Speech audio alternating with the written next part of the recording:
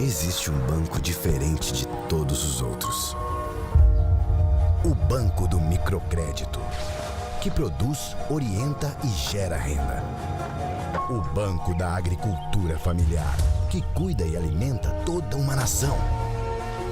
Do agronegócio, que fortalece o PIB e exporta para o mundo.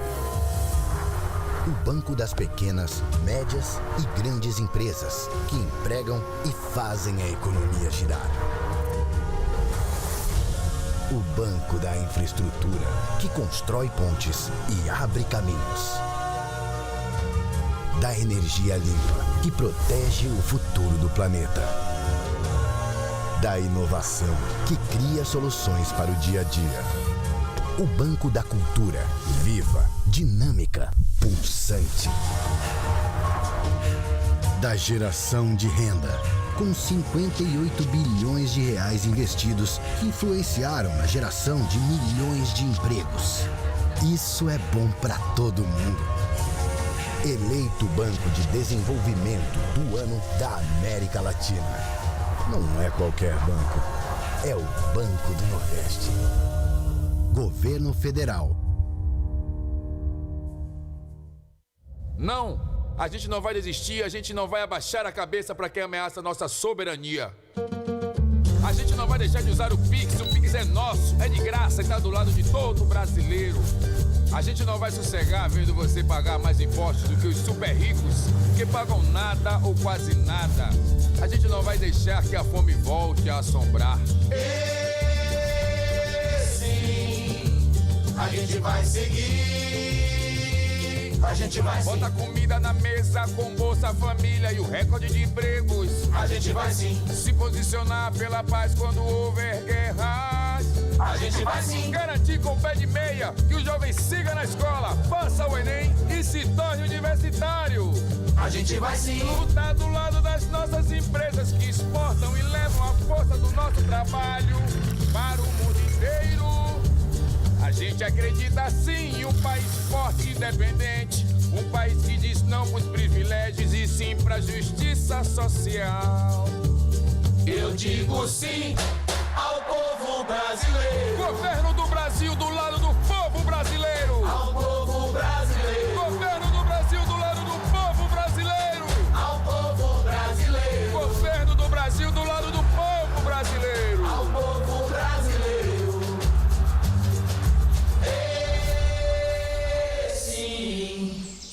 O movimento Compre do Pequeno tá fazendo 10 anos e apesar desse tempo todo tem gente que ainda pergunta: mas como eu faço parte? O Sebrae responde: se faz parte da sua vida comprar aquele cafezinho para começar o dia, você faz parte. Ou malhar na academia do bairro, ou encontrar os amigos depois do expediente. Se faz parte do seu dia, você faz parte. Se remendou o pneu e trocou a corrente da bicicleta no bairro, você faz parte. Comprou um morango do amor, faz parte. Se comeu um dogão com maionese da casa, ou comprou aquele vinil dos anos 60, você faz parte. Quem faz o movimento Compre do Pequeno é você. Sempre que compra, lembra ou indica um pequeno negócio, você faz parte disso. É fácil e simples assim. E o Sebrae apoia e tá junto nessa. Compre do Pequeno é da gente. Existem momentos que definem quem você vai se tornar. Grandes trajetórias não têm atalhos. São construídas por quem se dedica 100%. O futuro chega para todos, mas só alguns têm coragem de ser protagonistas. E você, vai escrever seu próximo capítulo ou esperar que escrevam por você? FUCAP 25 anos, liderando o futuro dos negócios. Então, mais uma vez, o nosso agradecimento muito especial aos nossos patrocinadores que fazem, portanto, a união para que esse evento seja tão maravilhoso como está sendo. Pedindo um pouquinho mais de voz aqui no PA, por gentileza. Senhoras e senhores, eu peço que tomem assento a fim de darmos prosseguimento ao nosso evento, por favor. Neste momento, nós voltaremos à dinâmica dos 3 palcos em atividade simultânea. O palco 1, à minha direita, o palco Atalaia aqui no centro e o palco Aruana palco Aruana, que é o centro, e o palco Abaís, um pouco mais à minha esquerda. Para que a experiência seja fluida e respeitosa, pedimos a atenção a estes pontos essenciais. Uso e devolução dos fones, como já soubemos desde ontem. Os fones de ouvido são a sua chave para o evento. Eles garantirão que você acesse o conteúdo das palestras e debates. Ao término do evento, ao se ausentar definitivamente do local, por gentileza, devolva o seu fone de ouvido na área de retirada designada. Sua colaboração é fundamental para a logística e para o sucesso do próximo uso. Recordamos ainda, em respeito ao formato do evento, o tradicional aplauso sonoro será substituído por uma manifestação visual e silenciosa. Levantando as mãos, utilize o gesto da língua de sinais para aplausos, balançar as mãos no ar na altura da cabeça. Esse gesto expressa entusiasmo, gratidão e reconhecimento sem gerar ruídos. Vamos então, lembrando também que todas as palestras ou painéis terão o início e o término cronometrados e simultâneos. Mantenha, portanto, o foco para garantir a fluidez da programação. Agradecemos a sua cooperação em fazer deste evento uma experiência única e harmoniosa. Mais uma vez eu peço por gentileza, aqueles que estão à frente do palco, que tomem assento a fim de prosseguirmos com a programação, por gentileza. Senhoras e senhores, no palco 1, Atalaia, teremos o painel Contador no Orçamento Público, Protagonismo na Gestão e na Decisão, que destacará o papel fundamental do contador na gestão do orçamento público, evidenciando o seu protagonismo na elaboração, controle e análise das informações contábeis essenciais para a tomada de decisões eficazes e transparentes na administração pública. Com muita alegria, convidamos ao palco a moderadora Suane Braga, vice-presidente de Controle Interno do Conselho Regional de Contabilidade do Estado do Amazonas. Senhoras e senhores, no palco 2 Aruana acontece o painel CAUC e CAPAG, como garantir a regularidade fiscal e capacidade de investimento, que abordará como esses instrumentos são fundamentais para garantir a saúde fiscal e a capacidade de investimento nos estados e municípios. Convidamos o moderador Kleber Figueiredo, responsável pela divisão de conformidade contábil da Secretaria de Finanças da Prefeitura Municipal de João Pessoa. Bem-vindo. Já no palco 3, senhoras e senhores, o palco Abaís, teremos o painel Transfere Gov, Transparência e Eficiência nas Transferências da União, que apresentará o sistema integrado do governo federal, que promove a transparência e a eficiência na gestão das transferências de recursos da União. Convidamos com muita alegria o moderador Marcelo Berlofa, coordenador da Câmara de Controle Interno do Conselho Regional de Contabilidade do Estado de São Paulo. Vamos recebê-lo com a calorosa salva de palmas. A partir deste momento, a palavra está com os nossos queridos moderadores. Fiquem à vontade. Até já. Obrigado. Estão me ouvindo? Eu vou chamar o nosso panelista Marcos Vinícius para estar presente aqui.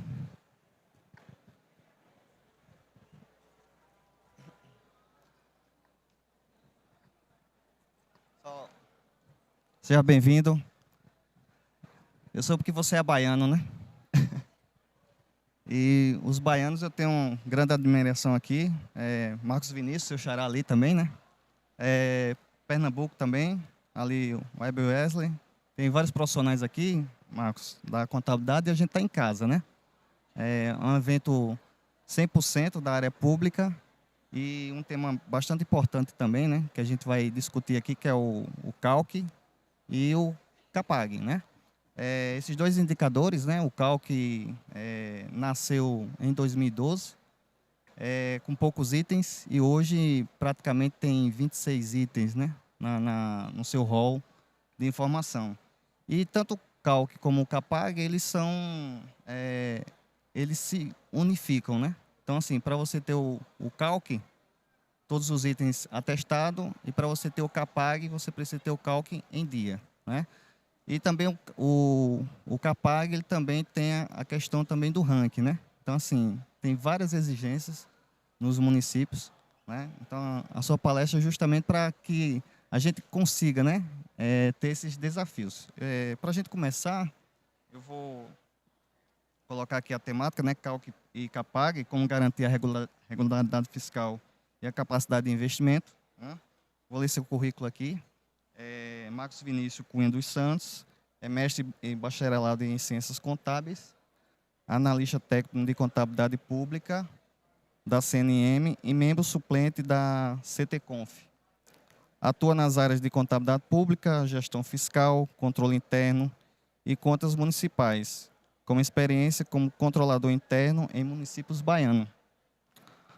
Autor de livros, técnicos e artigos científicos, participa de eventos nacionais e é professor da PUC de Goiás. Professor Marcos, seja bem-vindo, o palco é seu. Muito obrigado, Kleber. Todos me ouvem? Aquela saudosa mãozinha, ok? Muito obrigado a todos por terem vindo e estar aqui no meu canal 2, prestigiando essa minha palestra. Eu quero agradecer imensamente ao Conselho Federal de Contabilidade pela confiança, primeiro, né, de ter trazido aqui nós, representantes dos municípios, né, da Confederação Nacional dos Municípios, mas também por trazer ao Nordeste esse primeiro evento de contabilidade aplicada ao setor público. Nós, muito bem representados por vários expoentes aqui, né, já citaram aqui alguns deles que fizeram a história da contabilidade do setor público nacional, e eu tive o prazer também de acompanhar e conviver com algumas dessas pessoas. E isso me traz, de uma certa forma, um entusiasmo, uma motivação maior para poder seguir nessa árdua tarefa que é ser contador do serviço público. Mas, amigo Kleber, você havia falado que CALC e CAPAG, eles se entrelaçam, né? Então, não só por curiosidade, CALC, CAPAG, contabilidade, CNM, tudo começa com C, né? Nós estamos hoje num momento, né, um momento de transformação significativa do setor público.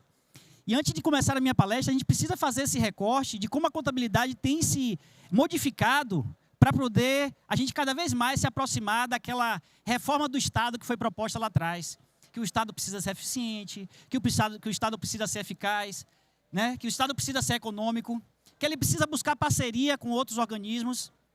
E aí você vem a questão, buscar parcerias, buscar alinhamento com outras instituições, órgãos, parte também necessariamente desse tipo de aproximação entre o Conselho Federal de Contabilidade e todos os órgãos que permeiam, que ajudam, que contribuem para a nossa CASP do setor público.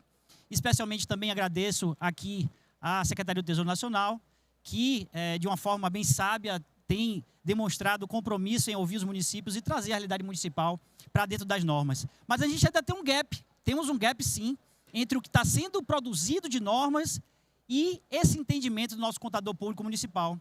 Mas, Marcos, a sua palestra é sobre CAPAG e CALC. O que você está fazendo de qualidade da formação? O que você está falando de normas contábeis? Por que você está falando de normatização, de ST? Tudo a ver, meu amigo.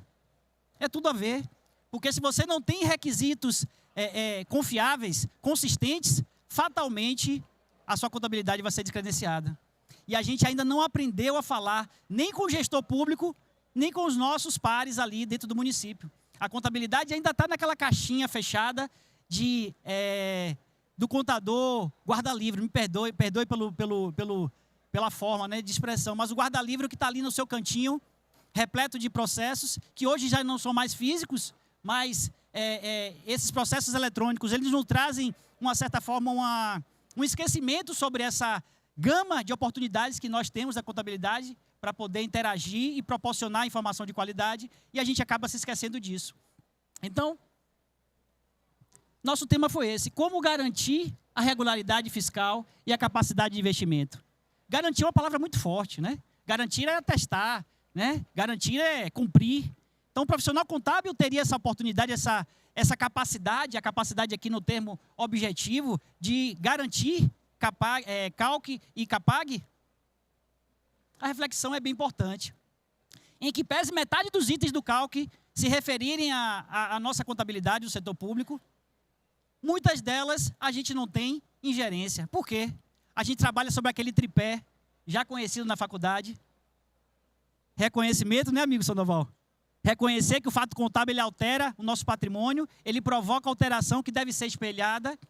A mensuração, e aí a gente pega um pouquinho nesse aspecto de mensuração, e a nossa querida evidenciação. Então, tudo que se refere hoje à contabilidade, a gente precisa entender que o setor público necessariamente precisa reconhecer, evidenciar e mensurar os fatos contábeis. Essa aqui já foi falado, eu acho que a gente pode passar. E a gente precisa também compreender por que a Calc e Capag importa para nós contadores. Mas, Marcos, são autos de gestão, o cara precisa lá acessar a operação de crédito, o cara precisa acessar as transferências voluntárias. Chega lá gestor, na nossa CNM, preocupado. Olha, meu Calc aqui está negativado, Marcos. O que eu faço? Eu já voltei do deputado lá, está tudo certo para receber uma emenda parlamentar, e vocês aí têm que me ajudar, porque senão não consigo acessar esse recurso. E aí, quando a gente senta para olhar, aí foi um evento que não foi transmitido, né? Foi um REO atrasado, foi um CIOP que não houve validação do MAVES, enfim. Situações que muitas vezes fogem ao controle do profissional contábil. Mas não é que nós não sejamos os responsáveis pela informação contábil, que a gente deve se esquivar do acompanhamento, do controle dessas informações. O profissional contábil, ele como cientista da informação financeira, ele é sim corresponsável e deve, antes de tudo, acompanhar todas as repercussões que envolvem a sua escrituração, que envolve os seus demonstrativos e a sua evidenciação. Então, nós somos responsáveis pela qualidade da informação fiscal que alimenta o Calc e a Capag. O Tesouro, muito sabiamente, encontrou uma forma de trazer a competição positiva através do ranking e, de certa forma, motivar os nós contadores para tentar incluir ali no seu cotidiano, na sua rotina, a opção da qualidade da informação contábil, né? E qualidade eu estou falando aqui no ponto de vista desse acompanhamento, dessa evolução que nós temos agora da contabilidade do setor público, voltado ao patrimônio, voltado ao objeto da contabilidade. Então, antes mesmo que a gente possa fazer referência ao ranking como sendo uma disputa, né? E isso os estados e as capitais já o fazem de uma forma muito assintosa, né? Os estados e capitais têm no ranking uma motivação ainda maior da qualidade da informação. E isso é reflexo, isso traduz nos nossos indicadores de Calc e Capag.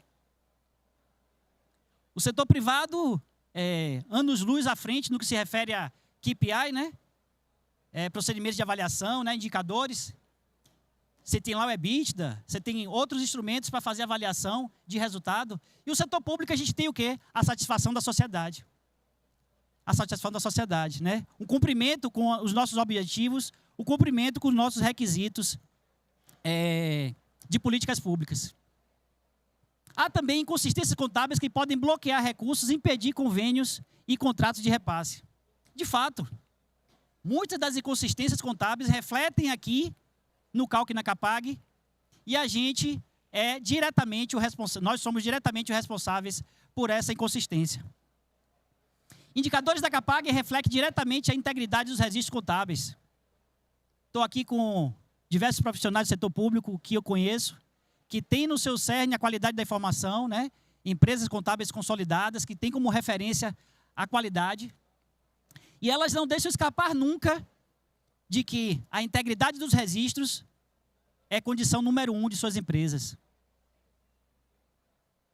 O profissional contábil precisa necessariamente de um documento base para fazer essa escrituração, né?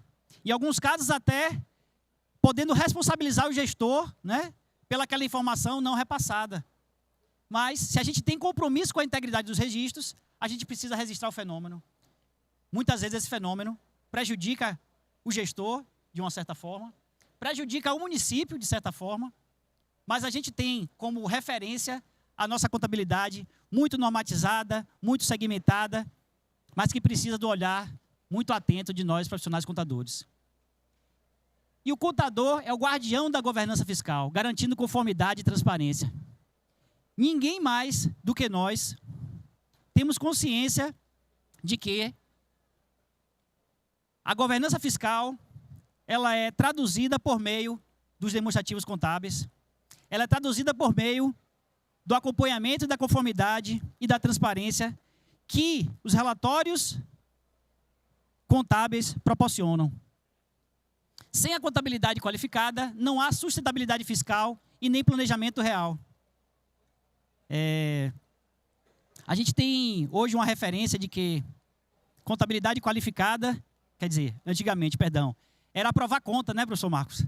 Vamos aprovar conta, essa contabilidade boa, é essa que o gestor queria. Contabilidade que aprova a conta. Mas hoje esse formato tem sido modificado. Cada vez mais, o profissional contábil, o gestor, ele precisa do profissional contábil para indicar horizontes. Não é olhar mais para trás, né, professor Marcos? Olhar para trás a gente já faz e muito bem.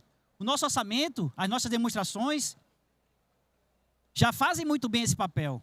O que é que o contador moderno precisa hoje trazer para poder, cada vez mais, garantir os seus contratos, garantir a sua visibilidade e garantir o seu alcance? Ser o contador gerencial. Ser o contador que indica caminhos. Que consegue indicar, por exemplo, que a poupança corrente ela precisa ser um projeto de médio e longo prazo. E nós, profissionais contábeis, conseguimos indicar esse caminho para os nossos gestores através das nossas demonstrações contábeis, através dos nossos indicadores. Mas o que é esse tal de CALC? Pô, você falou pra caramba e não chegou nesse CALC ainda, não chegou nessa CAPAG. Porque, essencialmente, CAPAG e CALC é reflexo da nossa informação contábil. Essa é a página do Tesouro, onde todos conhecem a forma de acompanhamento. Inclusive, tem uma funcionalidade aqui pouco conhecida, a gente tem visitado, a CNM tem visitado alguns municípios no país e tem demonstrado e tem observado que os contadores públicos municipais, em que pese estar atolados de trabalho, ainda têm a noção de acompanhamento do CALC. Mas muitos deles não conhecem uma funcionalidade importante, que é a questão do encaminhamento de incorreções, de alterações nos requisitos do CALC, que é feito aqui, ali na página de transparência. Você cadastra aí o seu e-mail e o Tesouro, a cada vez que houver uma alteração, ele encaminha essa alteração para que você possa acompanhar se o item está sendo bloqueado, se por acaso você tem algum item para vencer próximo, e isso facilita nosso controle enquanto profissional contábil. Mas o que é o CALC de fato? O CALC é uma ferramenta de gestão. Então não é sistema, não é Serasa SPC de município que bloqueia recurso, o CALC não é nada disso. Então, em que pese a imagem do gestor referente ao CALC tenha essa conotação de bloqueio, né? Eu estou negativado no CALC, você não está negativado em CALC nenhum. Você está com pendência com alguma informação que está sendo espelhada no CALC. Então, por isso, é uma ferramenta de gestão. É uma ferramenta gerenciada pelo Tesouro Nacional. Pessoal lá da minha querida Mariana Marreco, do João, pessoas muito solícitas. Então, se tiverem alguma dificuldade relacionada a isso, procure-os. São pessoas muito queridas e solícitas. Mas o Tesouro Nacional não é responsável pelos a maioria alguns requisitos do nosso CALC. Essas informações vêm de outros sistemas de dados, de coleta de dados, que são aportados, que são indicados, que são orientados para espelhar isso no nosso CALC. É um espelho de obrigações e requisitos, né? Ali o gestor pode ter um controle sistematizado da maioria dos requisitos, né? Não todos, mas concentrado da maioria dos requisitos, que possa basilar o seu comportamento em relação à regularidade em requisitos fiscais e contábeis e de transparência para receber transferência voluntária. Pode ser utilizado como comprovante, né? Então, não há necessidade da gente ficar pegando certidão em cada órgão. Esse CALC ele centraliza tudo, coloca para a gente uma opção de você encaminhar isso para quando você precisar receber transferência voluntária. E aí não há necessidade de ficar pegando uma requisição em cada órgão transmissor. Concentra a maioria dos requisitos, porém não todos, como o Kleber muito bem observou aqui. Essas informações, são 24, 23 informações, Kleber, você contou a última vez, porque eu tô com medo de falar, porque o Tesouro já anunciou mais 3 ou 4 novas inclusões no cálculo. Inclusive, uma delas é a questão de espelhar o cumprimento da LRF no que diz respeito à despesa de pessoal e à dívida consolidada. Então, já preparem aí que, com certeza, teremos mais 2 indicadores, Kleber, dentro do cálculo para facilitar o nosso acompanhamento. Concentra, atualizado diariamente. Então, em que pese o cálculo seja atualizado diariamente, a informação do órgão precisa estar pelo menos ali 48 horas, mais ou menos, para que o cálculo espelhe a regularidade do ente. Então, acalme os seus gestores de que, no dia seguinte, se há um fluxo regular de informação entre o órgão e a STN, isso vai ser espelhado no cálculo, né? E vocês, como contadores municipais, já se pegaram muitas vezes com essa situação, o gestor pressionando lá para receber uma transferência, e aí, contador, cadê minha certidão? Aí, o Sandoval chegou lá, rapaz, o seu RO está correto, o seu RGF já foi transmitido, a sua matriz já foi transmitida, está tudo zerado, tudo ok, mas precisa acompanhar e aguardar o processamento que acontece diariamente. É de acesso público e sem necessidade de cadastro. Então, eu trabalhei em um município em que a Câmara ela era muito atenta a essa questão de cálculo, e todo item que estava lá irregular, o pessoal ligava. E aí, controlador? Está aqui, ó, negativado, você não encaminhou o relatório de gestão fiscal, a matriz de saldos. A Câmara é muito vigilante. E aí a gente tem uma abordagem muito política do cálculo, que influencia, né, a ação do gestor e que nos faz também uma avaliação sobre a qualidade da nossa informação no que diz respeito à oportunidade das transmissões das nossas declarações. Mas, de fato, o cálculo representa um espelho das obrigações, mas ele não é tudo. E onde é que está esses outros requisitos para a celebração de convênios? Elas estão aqui. Nessa portaria conjunta do MGI, do Ministério da Fazenda e da CGU, portaria 33, né, que foi atualizada, que alterou, né, e revogou a 424, no seu artigo 29, onde diz que são requisitos para a celebração dos convênios e contratos de repasse a serem cumpridos pelos proponentes. Aí tem uma enxurrada. Tem uma enxurrada de indicadores, de requisitos, e de forma muito objetiva, alguns desses requisitos são de natureza contábil, outros nem tanto. E aí nos cabe, pelo menos, conhecer essa norma para evitar que, em alguma situação onde haja bloqueio de transferência voluntária, né, a negativa de receber transferência voluntária, a gente não tenha um contador sendo responsabilizado equivocadamente.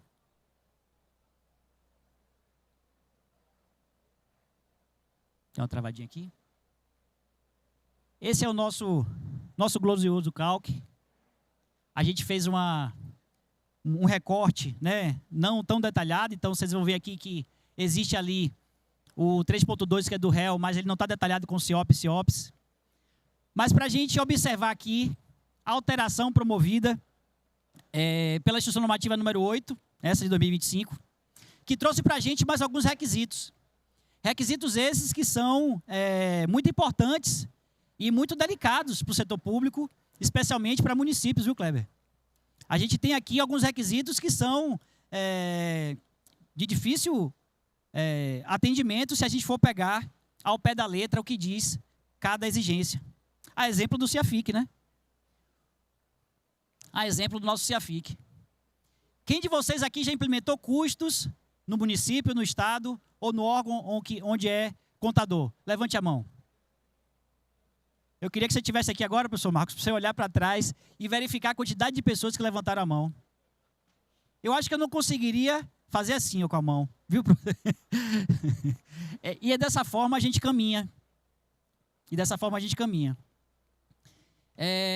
Originalmente foi proposto por essa instrução de que os 4 meses iniciais teríamos ali uma certidão de regularidade no cálculo frente ao CIAFIC, até que os tribunais fizessem a sua avaliação e indicasse se de fato o ente cumpre os requisitos do CIAFIC. Não é isso? Para nossa surpresa, esse prazo passou. Para nossa surpresa também, os tribunais ainda não fizeram essa verificação. Por que motivo? Isso em algum momento vai acontecer. E a gente precisa abrir os olhos, porque também no CIAFIC tem coisa que não é de contabilidade. Apesar de que a maioria, né, é de contabilidade. Mas tem coisas que não é de contabilidade. E a gente precisa estar atento, porque a responsabilização cairá no nosso colo e a gente vai precisar ter essa resposta na ponta da língua. Então, aqueles que não estão atentos ainda a essa questão, por favor, acompanhem de perto. O item de transparência também, mas outro item de irregularidade do Fundeb, né? O acompanhamento dos 50%, dos 15%, né? Do VAT. E aí, existe um ponto que precisa também ser observado, que alguns requisitos daqui são de observância anual, né? O município não cumpriu 25, por exemplo, ele fica o exercício inteiro, né? Não cumpriu os 15% da saúde, fica o exercício inteiro negativado. Fazendo um parênteses aqui dessa nossa discussão, eu queria apresentar um panorama da Confederação dos Municípios, que nós trazemos um levantamento do CALC de uma forma abrangente, para que a gente possa observar, por exemplo, os nossos pares, né? Identificar, por exemplo, na Bahia, como é que está a situação ali da Bahia em referente aos itens do CALC, como é que está a situação na região Nordeste, referente ao CALC, para a gente acompanhar e ver se é algo sistêmico, se é algo que mereça a nossa atenção. E aí, aqui está a nossa... Desculpa, colega, eu acabei passando aí, eu vi que você tirou uma foto, mas isso está no conteúdo exclusivo, então todos os municípios que são filiados à entidade, hoje temos 5.100 municípios filiados, a força do municipalismo muito forte em todas as vertentes, inclusive na contabilidade do setor público. E aqui um reflexo, né? Isso aqui foi composição de ontem, tá, pessoal? O cálculo é dividido em grupos, né? E nesses grupos nós temos as obrigações de adimplência financeira, e aqui, regularidade perante o poder público federal é o item com mais municípios irregulares, ou seja, dos 5.569, corrigindo aqui, algumas pessoas que passaram falaram em 5.571, nós somos 5.569 municípios. Eram 68, entrou um agora, Boa Esperança do Norte, no Mato Grosso. Ah, mas a Constituição fala que não vai criar mais município, não, mas isso aí já vem de um processo já judicial intenso, né? Que desagou ali no ano de 2023 e a gente teve a criação de um novo município. Mas somos 5.569 municípios. Então, desses 5.569, Kleber, 1.364 estão hoje só com relação ao item 1.5, que se refere à regularidade perante o Poder Público Federal. Quantidade expressiva, né? Expressiva. Fora, se a gente for comparar e contabilizar e contar os outros municípios que não estão aqui, mas estão em outros requisitos de outros grupos, inclusive também desse.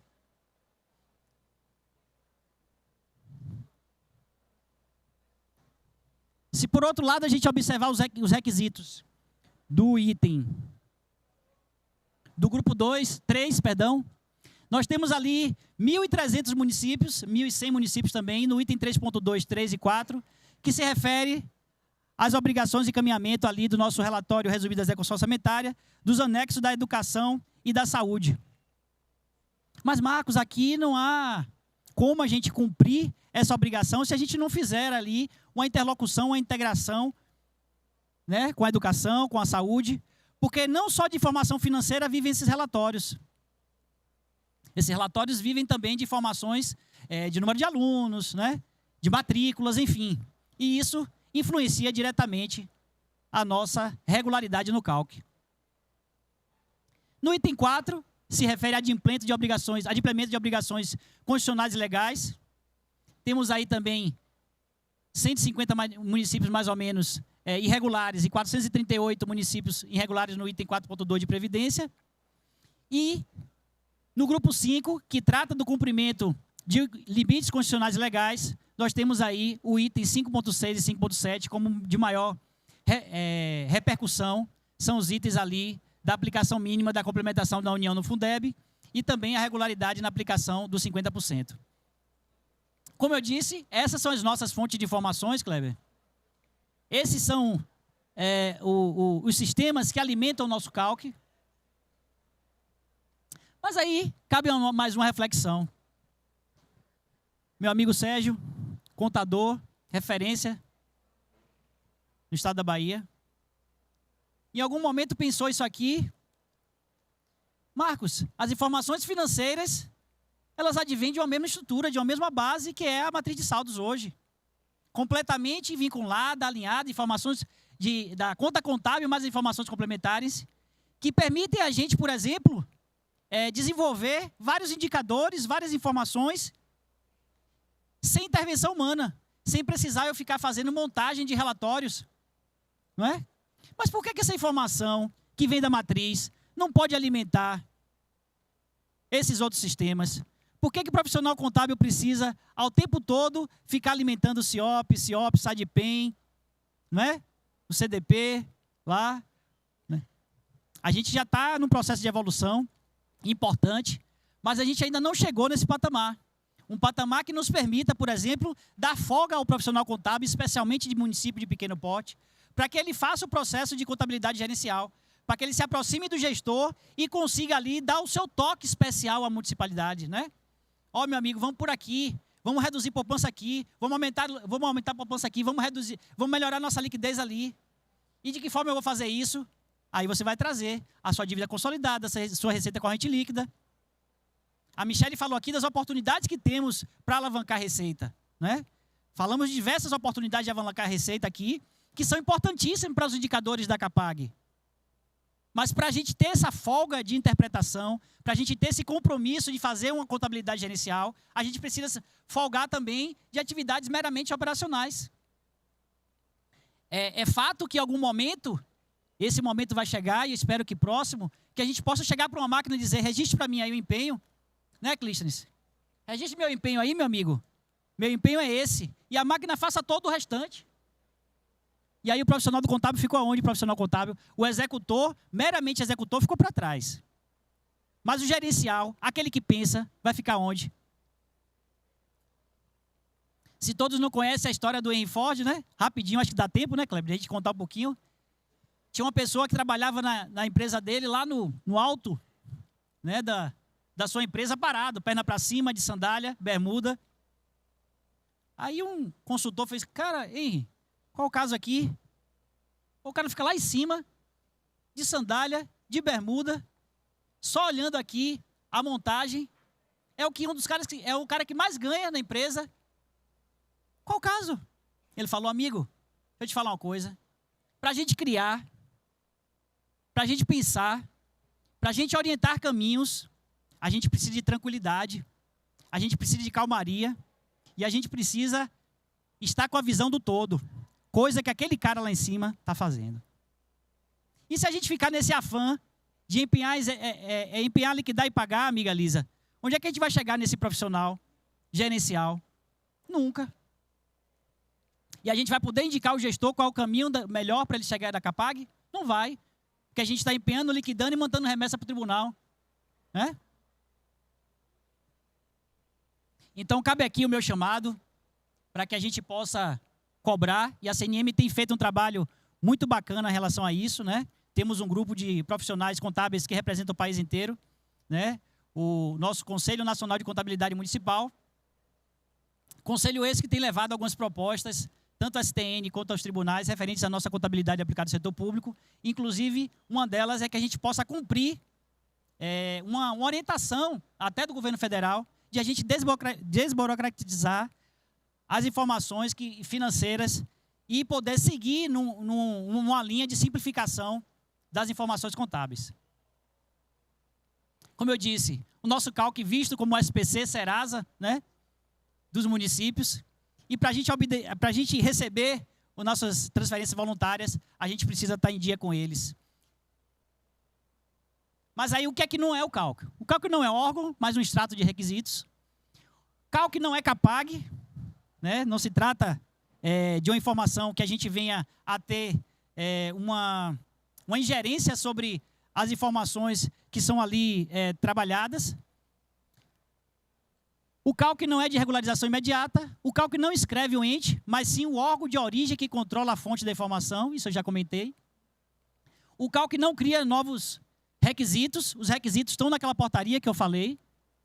O CALC não determina a periodicidade de atualização, né? Então, As informações, o período, a oportunidade das transmissões estão nas regras dos órgãos de origem, e não no CALC.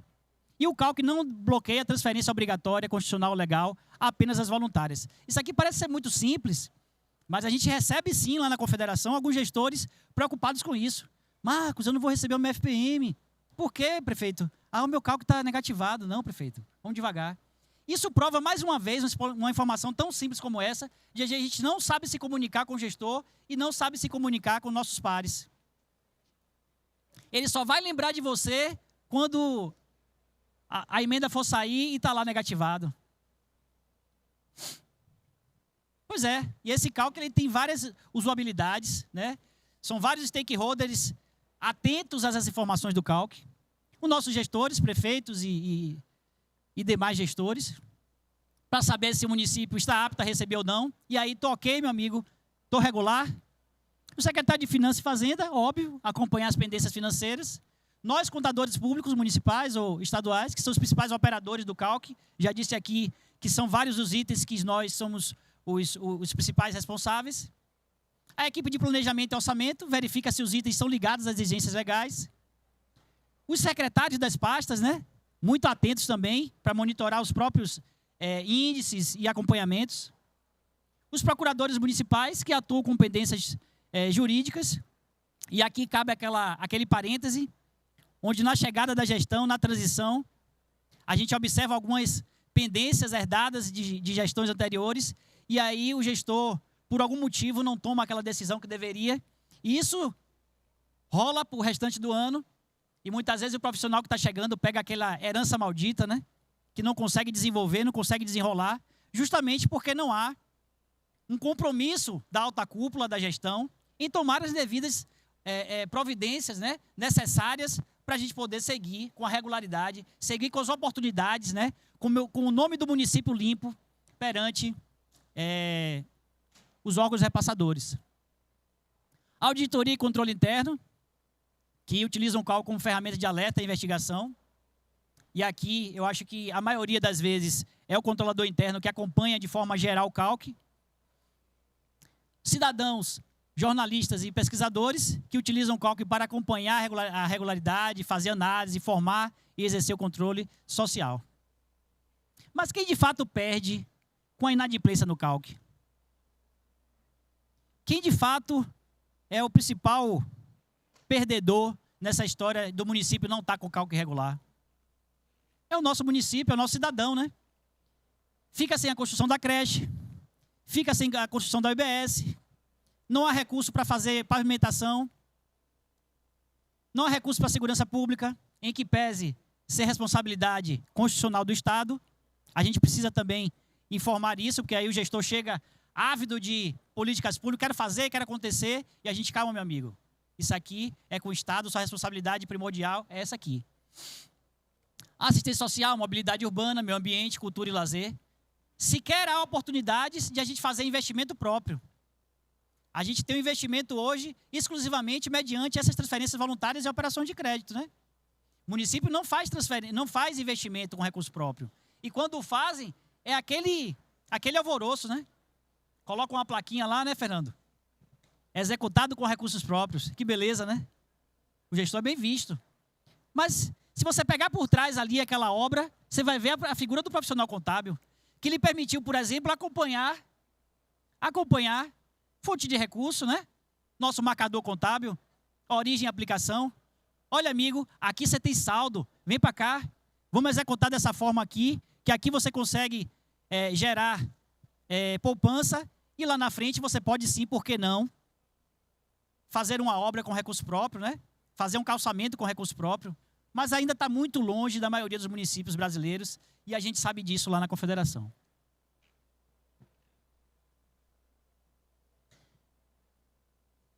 A gente fez um estudo lá, levantando o início de mandato, e a gente observou que muitos gestores herdavam de seus antecessores inadimplências no CALC, nesse início de gestão, e isso, efetivamente, prejudicava bastante o seu início de mandato. Prejudicava de tal forma que ele não conseguia avançar em algumas propostas no seu plano de governo por ocasião dessas pendências. E aí a gente foi avaliar essas pendências, percebeu que algumas dessas pendências são de fato de regularidade anual. A gente precisa de um tempo para sanar essa pendência, dar o toque da nova gestão, porque a gente precisa comprovar só no ano seguinte a sua regularidade. E aí o que a Confederação pensou? Vamos encaminhar uma proposta que possa flexibilizar para os municípios, no primeiro ano de mandato, a necessidade de comprovação de regularidade para os itens de verificação anual. Agora aqui está o pulo do gato, sem prejuízo da responsabilização dos gestores que lhe deram causa. Ou seja, gestor, meu amigo, você não foi vigilante com a questão constitucional legal, você será responsabilizado por isso. No entanto, o município e o cidadão não será penalizado. Por quê? Ele vai continuar regular e assim poderá receber as nossas transferências voluntárias e também fazer a operação de crédito. Me parece justo, né? Eu acho que a gente tem que apontar aí cada vez mais responsabilidades, mas também fazer com que a gente tenha um olhar um pouco mais apurado para entender que ali nós estamos em prol do interesse público, né? É condição, é princípio, né? Estamos em prol do interesse público. Se o interesse público está sendo fragilizado, a gente precisa, de certa forma, criar condições para que isso não seja mais um entrave para que os municípios recebam transferência voluntária. Vou dar uma adiantada, né, Kleber? Senão a gente não consegue dar conta do recado. Então, como aumentar as chances de regularidade fiscal no CALC? E aqui eu trouxe em destaque mesmo aumentar as chances, porque, em que pese podemos estar atentos a todos esses 7 orientações que eu trouxe, ainda assim, a gente pode ter o cálculo negativado por um outro motivo, e aí o profissional ficar em uma situação delicada. Então, a gestão preventiva no lugar de uma gestão reativa. A gente precisa saber de cor a tempestividade dos nossos relatórios. A gente precisa saber de cor os requisitos do CALC e como eles são atestados.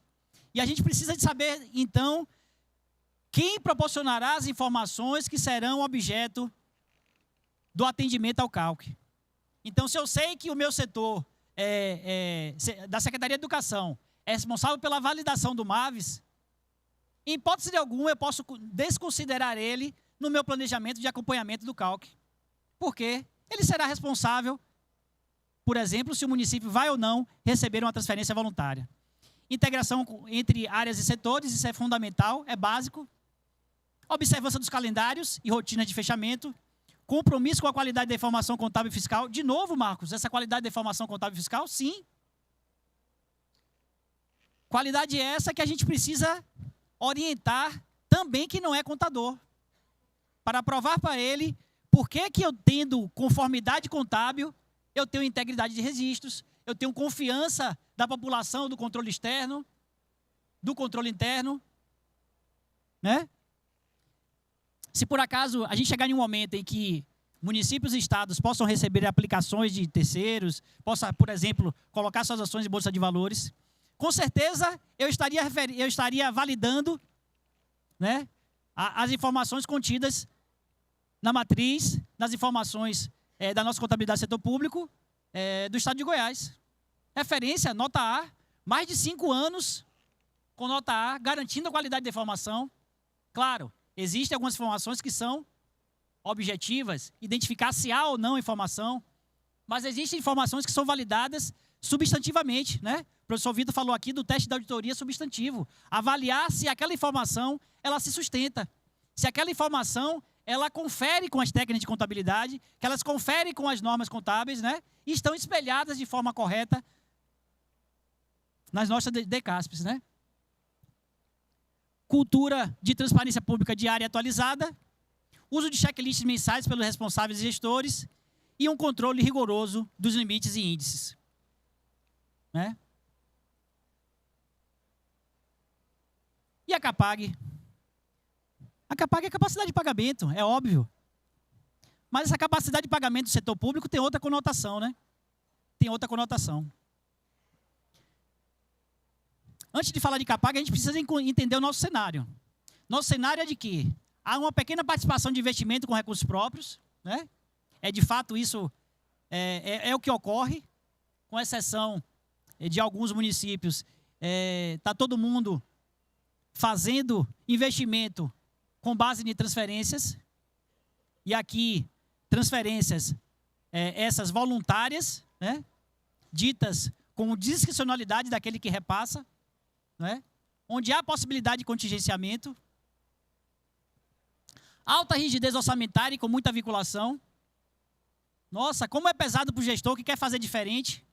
Pensar que temos 15% de saúde, 25% de educação, precisa cumprir o VAT, precisa cumprir o FUDEB, precisa cumprir demais vinculações referentes às outras arrecadações, que só permitem a execução daquela despesa com base em uma estrutura muito fechada e deixa muita pouca margem para o gestor que é habilidoso, que consegue entender as particularidades do seu município, fazer gestão.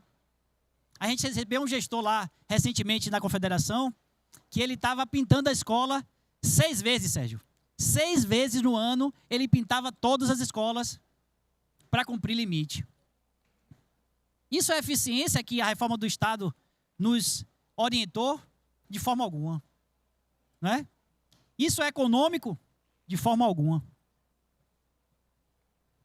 Herança fiscal comprometedora para boa parte dos gestores. A gente tem mudado desde a LRF, mas ainda assim, nós encontramos aí entes herdando situações aí, passivos muito comprometedores, né? A gente consegue dar conta dessa herança, em que pese nós termos aí o artigo 42 como um forte aliado dessa boa gestão fiscal, ele ainda não tem sido suficiente para que a gente consiga dar seguimento a uma administração cada vez mais voltada para eficiência, eficácia e economicidade.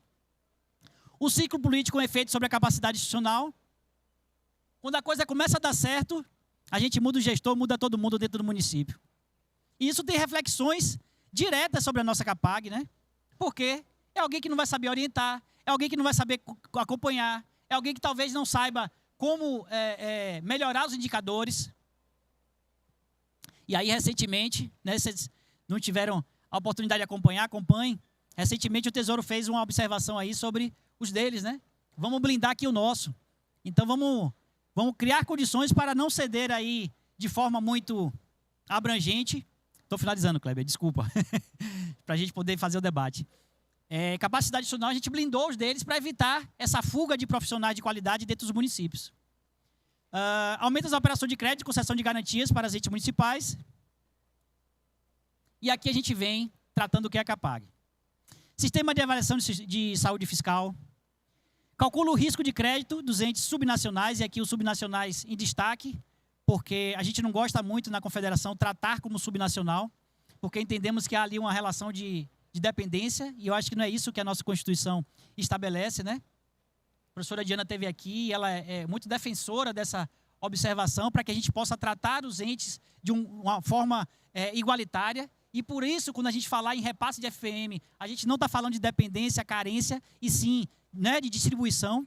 É importante a gente fazer esse recorte, me permita. Aferir condições reais de assumir novas dívidas e proteger a União de riscos e conceder garantias. E também está fundamentado no artigo 32 da Lei Complementar 101 de 2000. Então, para a agência de rating, a gente tem foco em risco de default da dívida de mercado. Já os órgãos de proteção ao crédito têm como foco em risco de inadimplência comercial de curto prazo. E os avaliadores institucionais têm como foco indicadores de governança e competitividade. Mas aí, com todas essas normas, com todas essas regras, desde 2016, a União já pagou aproximadamente 79 bilhões para honrar garantias em operações de crédito de estados e municípios. Desse montante, segundo o próprio Tesouro Nacional, cerca de 72 bilhões eram de entes que aderiram ao regime de recuperação fiscal. No primeiro quadrimestre de 2025, pasmem, a União já gastou 3,3 bilhões para cobrir dívidas de estados. E em abril de 2025 foram pagos 820 milhões para estados e municípios inadimplentes.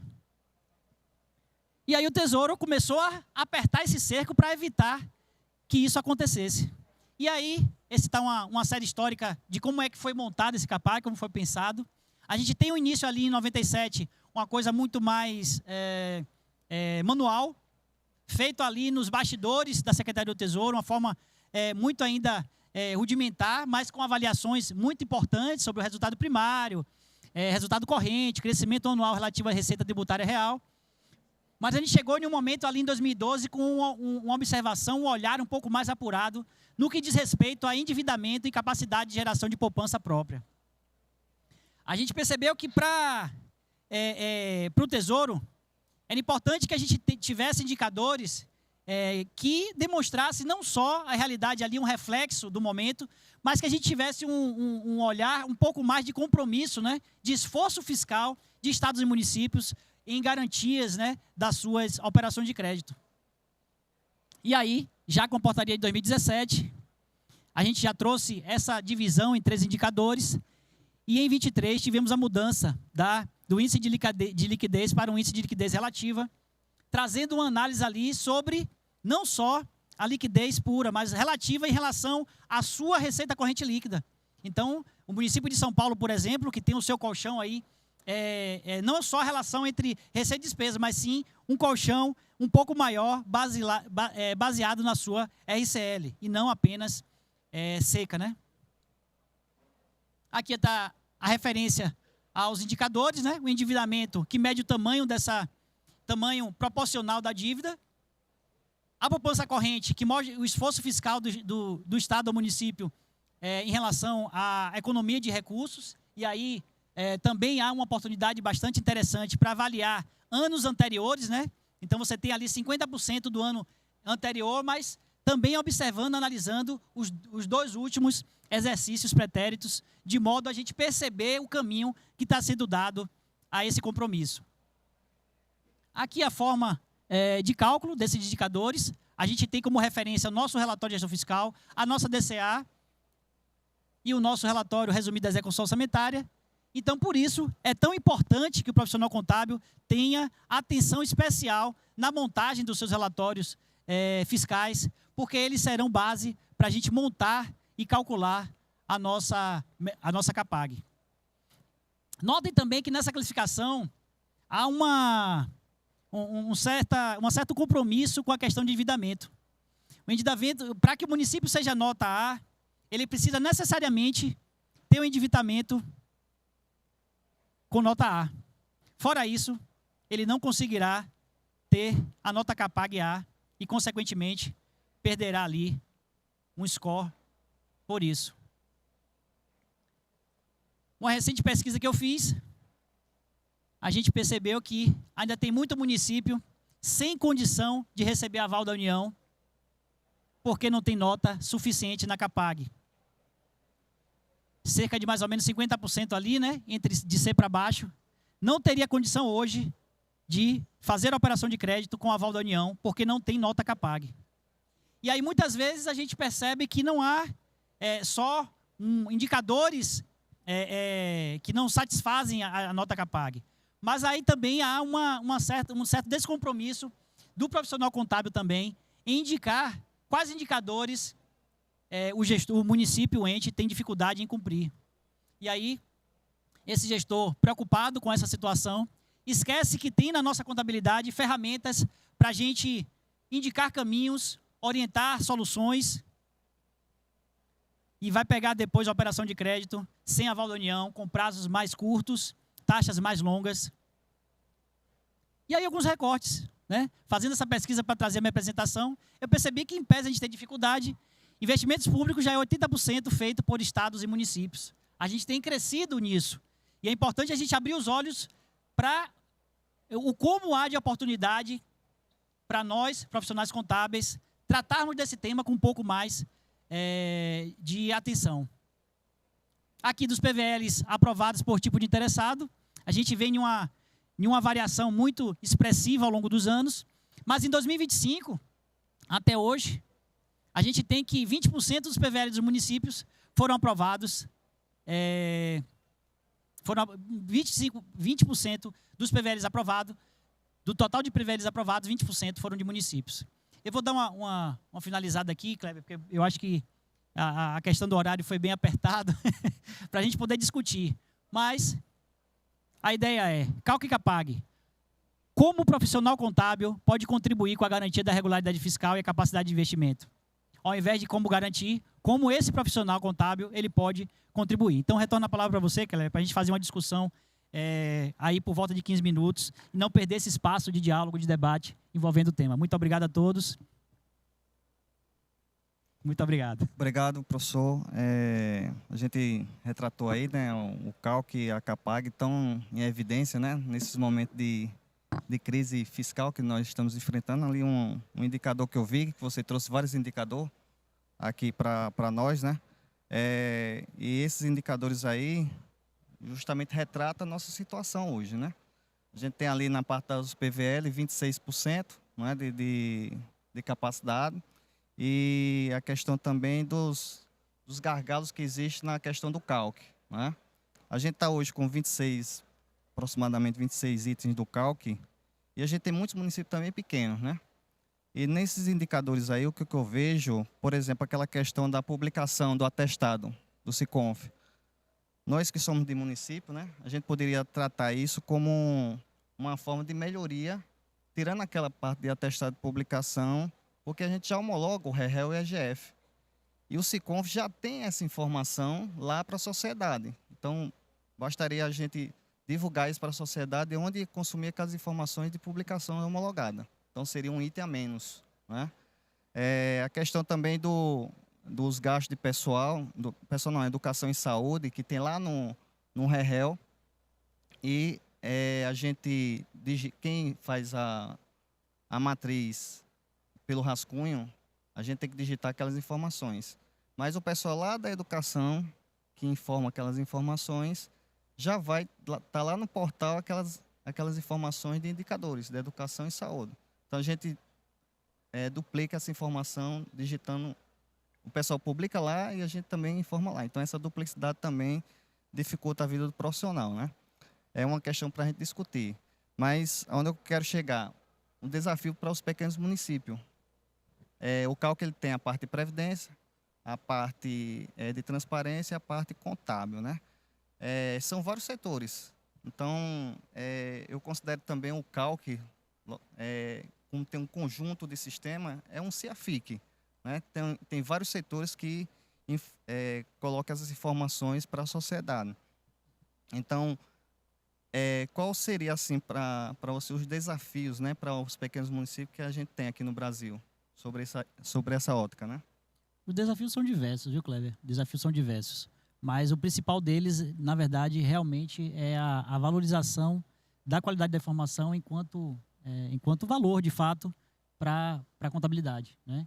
E quando o município percebe isso, ele consegue investir mais, percebe isso, ele investe mais em qualidade, investe mais, começa a observar que os sistemas são importantes também para essa verificação, né?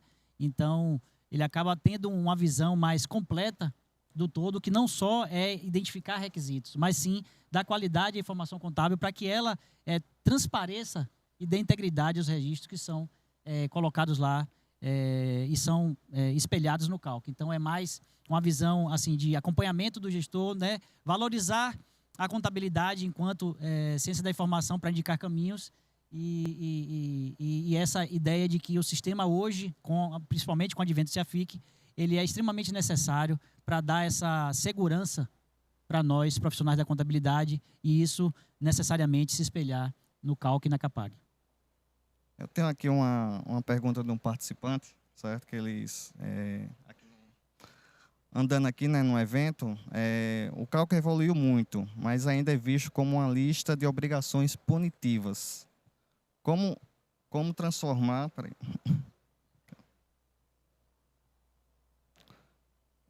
Só repetir novamente. O Calc evoluiu muito, mas ainda é visto como uma lista de obrigações punitivas. Como transformar o Calc em um instrumento de planejamento e governança? Perfeita pergunta. A ideia é que a gente tenha a referência do Calc não só quando a gente for receber a operação de crédito, ou receber uma transferência voluntária, ou for contratar uma operação de crédito. A gente tem o Calc como item de verificação, como um checklist mesmo, da nossa conduta, da nossa gestão contábil, fiscal e de transparência, de modo a se antecipar as questões, né? Ter uma transparência um pouco mais ativa, um pouco mais propositiva, ao invés de passiva. E ter também a referência aqui, os itens do CALC nada mais são do que espelhos da minha execução orçamentária, financeira e patrimonial, e também um compromisso ali da alta gestão com adimplência e com transparência. Então, se a gente consegue embutir aí no gestor essa perspectiva de que o CALC não é só um checklist, um espelho dos itens de transferência voluntária, e sim uma observação que pode ser útil a outro tipo de perspectiva, a gente tem no CALC uma ferramenta importante para conduzir as políticas públicas de uma forma um pouco mais abrangente. Perfeito, Marcos. Uma outra coisa também, assim, é só uma vivência que ao longo desses anos, né, atuando com a área pública, a gente percebe também que o CALC, né, ele é um extrato, né, lógico, de obrigações do município, mas ele muitas vezes ele é utilizado para justamente peças políticas, né? Ou seja, o CALC praticamente no dia 1º tem muita gente que tira esse extrato, certo? E diz assim, ó, o município está inadimplente, está com a ficha suja, né? Tem todo esse contexto, né? E isso muitas vezes eles não sabem o que provocou isso, né? Então, como tem muitos itens, né? Essa provocação pode acontecer de vários cenários. Inclusive, hoje o CALC mesmo, ele tem também uma parte de bloqueio do FPM, né? Quando você, a questão do PASEP mesmo, quando você lança lá na Receita e se não pagar isso daí, o município também é punido, né? Então, isso repercute muito na imprensa, né, essa questão, e isso é desafiador para os municípios. Também tem as questões também dos sistemas, né, CIOPS, às vezes muitas vezes eles tiram o item do CALC e agora colocou novamente. Então, essas são as dificuldades que a gente tem que enfrentar a nível municipal, né, você que é da CNM também, para a gente começar a ter essa sensibilidade das dificuldades também de o CALC ficar 100% correto, né? A gente está quase nos momentos finais, professor. Vou deixar a palavra também para as considerações finais e a última pergunta que eu fiz aí para você. De fato, a gente tem que separar, né? Transferência voluntária, a gente trabalha com CALC, né? E transferência constitucional legal são outros requisitos, né? Você falou aí do PASEP, mas tem a questão da dívida INSS e também a aplicação em saúde. A gente precisa diferenciar esses dois mundos, porque eles são mundos com perspectivas também diferentes. Como eu falei no início, a gente está falando de FPM, de transferência constitucional, legal, obrigatória, né, que não há, de hipótese alguma, o cancelamento, né? No FPM não há cancelamento, o município pode ser bloqueado, mas nunca há cancelamento, então fica lá na conta e depois que ele soluciona a questão, ele recebe o recurso, diferentemente da transferência voluntária, que há um impedimento do recebimento, né? São requisitos como impedimento de recebimento. Mas no próprio CALC há situações assim delicadas que precisam ser cuidadosamente compreendidas. Por exemplo, na questão das obrigações, né? A gente tem aí prazos distintos para algumas obrigações, mas que são totalmente interligados, né? Por exemplo, a gente tem o cadastro da dívida pública, que é um item do CALC a ser transmitido, que tem prazo de validade até 30 de janeiro. E a gente sabe que temos aí oportunidades permitidas pela nossa legislação e pelas nossas regras de contabilidade, inclusive pelo CEAFIC, que permite a gente fazer alguns ajustes durante janeiro e também durante fevereiro. E muitas vezes essa posição de dívidas que fazem o espelhamento no SADPEM, elas não são tempestivas, né? A gente depende de muitos órgãos para que essas posições de dívidas cheguem até os nossos municípios, prejudicando assim a integridade dos nossos registros. Claro, mas no SADPEM é possível você alterar a qualquer momento. Mas como você falou, se eu transmito o SADPEM e a Câmara, por exemplo, é oposição, e pega essa informação não conforme e coloca essa informação na mídia, por exemplo, Olha o prejuízo que causa a gestão, uma informação contábil incorreta, preenchida no SADPEM. E lembramos que fornecer informações, indicar informações contábeis financeiras em bancos de dados públicos, falso, é crime, né? A gente tem isso expressamente e a gente precisa atentar para essas responsabilizações que envolvem o campo penal também da nossa profissão. Então, é muito um olhar um pouco mais criterioso, apurado, vigilante do profissional contábil para garantir que as suas informações elas sejam tempestivas, mas também sejam íntegras para evitar prejuízos ali, não só ao município, mas também ao próprio profissional contábil. Perfeito, professor. Infelizmente, nosso tempo esgotou, né? O Conselho Federal de Contabilidade agradece, em nome de Aécio, né? Realmente foi esclarecedor essas temáticas, né? E, assim, o Conselho... a gente vai dar um mimo aqui para o senhor, né? Agradecer aqui ao professor. Agradecer a todos, né? Desejar para vocês aí um restante de ano maravilhoso e que a gente possa levar a nossa CASP cada vez mais ao ponto que ela merece, que é no status de órgão, de profissão do futuro, né?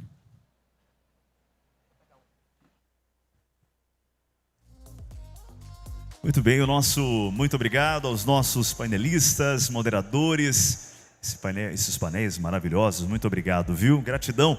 Nós queremos registrar presença aqui na Conferência Nacional de Contabilidade Pública, o diretor-presidente da Ensetur, o senhor Fabiano Oliveira.